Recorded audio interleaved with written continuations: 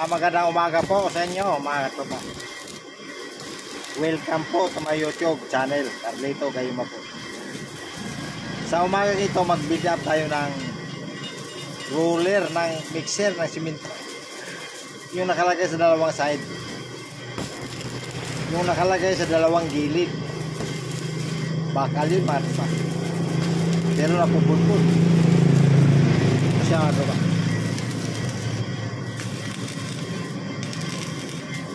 Ayan siya. Okay. Ngayon, dahil napudpud yung kabilang side niyan, binibilda pa niya para magpantay. Kasi pag hindi yan binibildapan, yung kabilang side niya napudpud. Okay. So, ang ginawa ni Gerard, binibildapan yan. Ayan siya.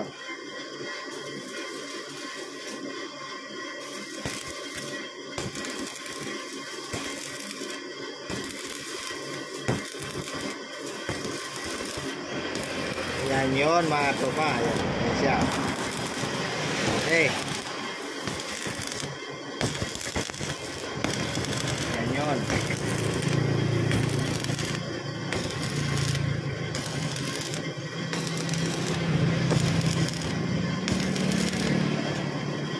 So bali, dalawang piraso yan mga tropa.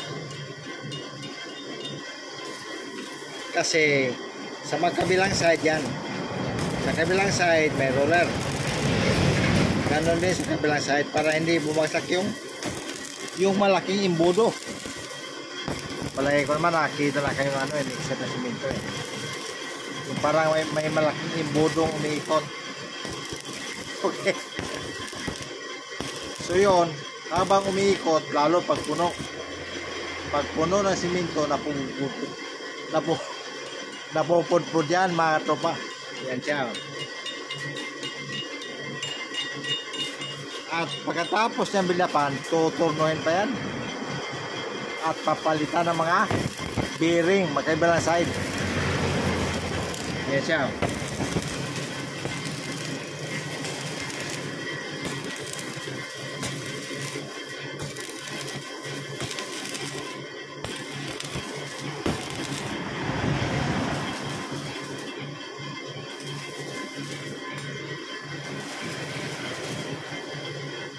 So nakita nyo, roller yan na bakal ha, pero napupud.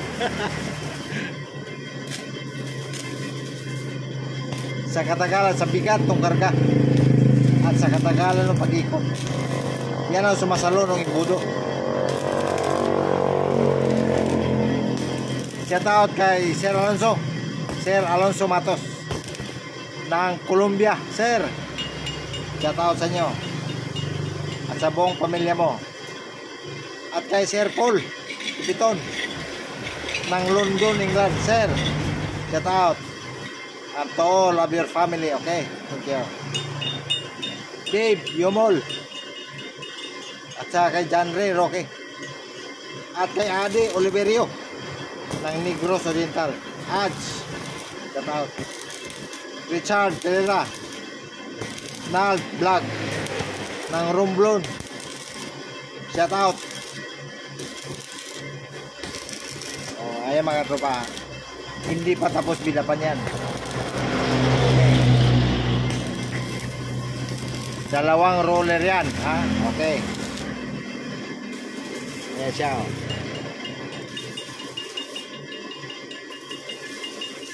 At ang tumitira niyan ay walang iba kundi si Gerard at saka si Dodong. Ito pa yung isa mga tropa. Ito pa yung isa. Ay, Dodong, tira. So yan yung roller ng mixer. Okay.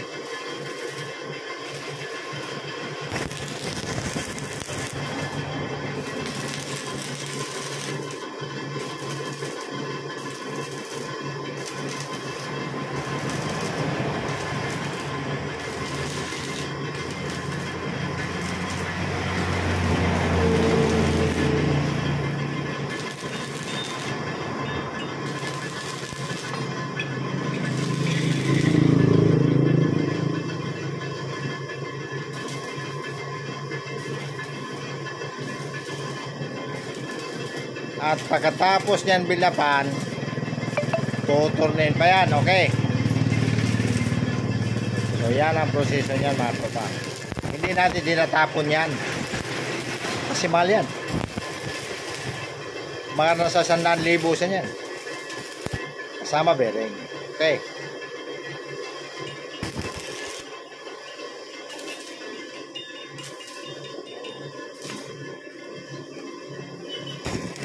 So yan yung isa.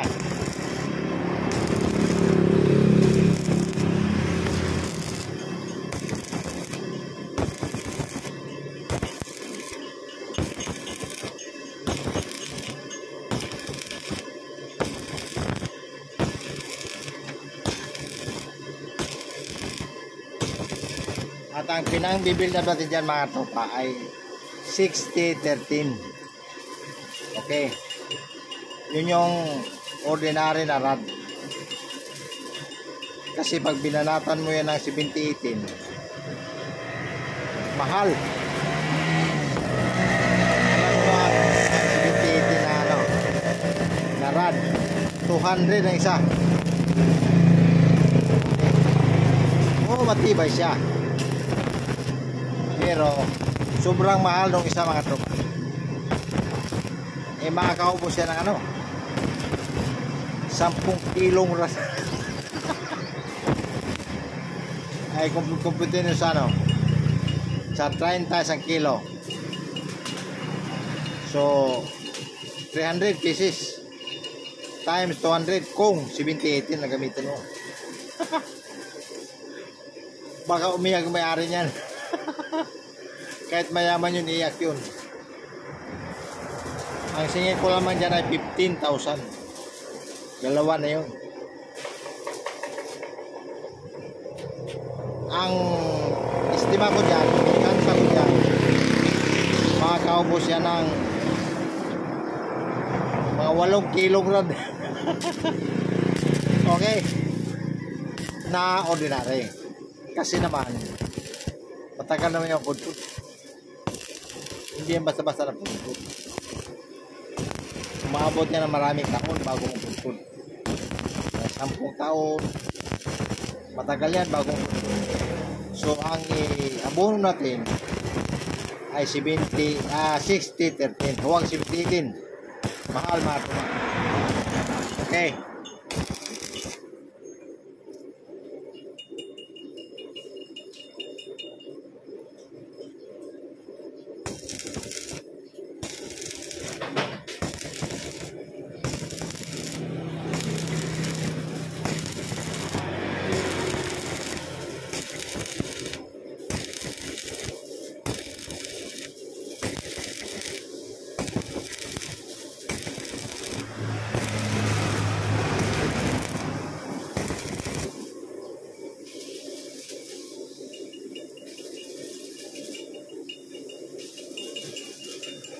Shoutout na pala kay Oscar Jody.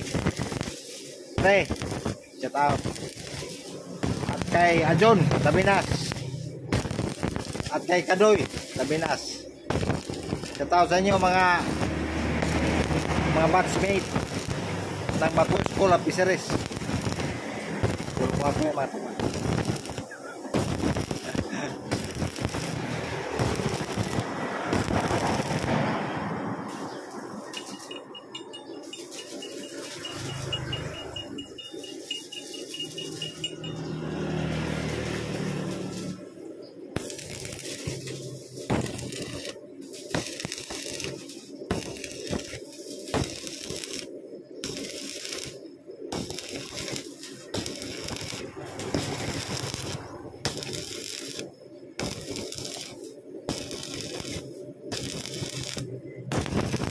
At nagpapasalamat pa ako sa mga subscriber.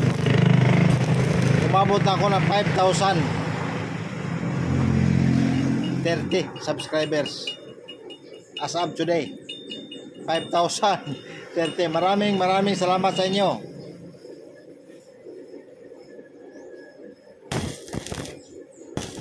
Shout out sa inyo lahat. Maraming salamat sa 5,030 subscribers.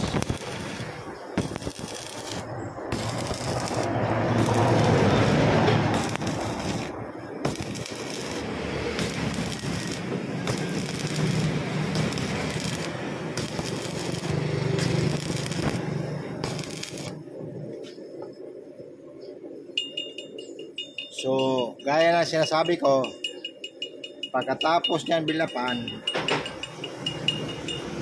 tuturnuhin ba yan? Tuturnuhin pa yan mga tropa, pag-inisin ba yan? As in, makinis talaga. Papantay yan, papariwin sa original na sukat. Okay. At pagkatapos yan, papalitan niya ng mga bearing. Ang bearing niya ay roller bearing. Okay. Isa siyang tapered roller bearing. Ito yung mga bearing niya mga.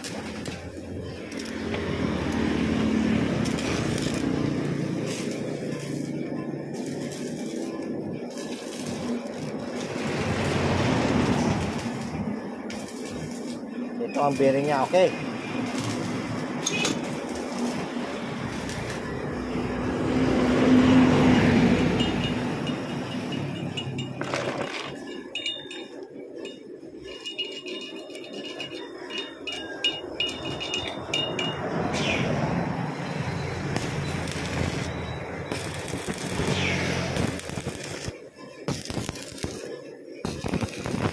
So, ang sabi ko sa inyo, pagkatapos yung bilapan,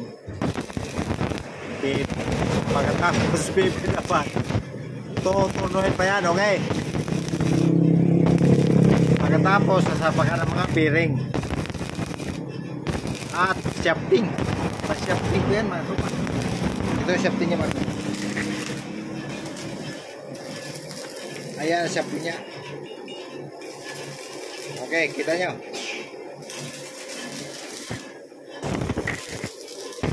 Saka i-press yung mga shafting. Okay.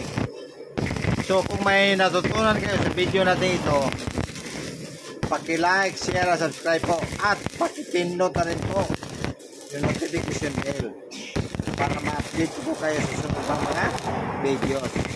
Maraming salamat po.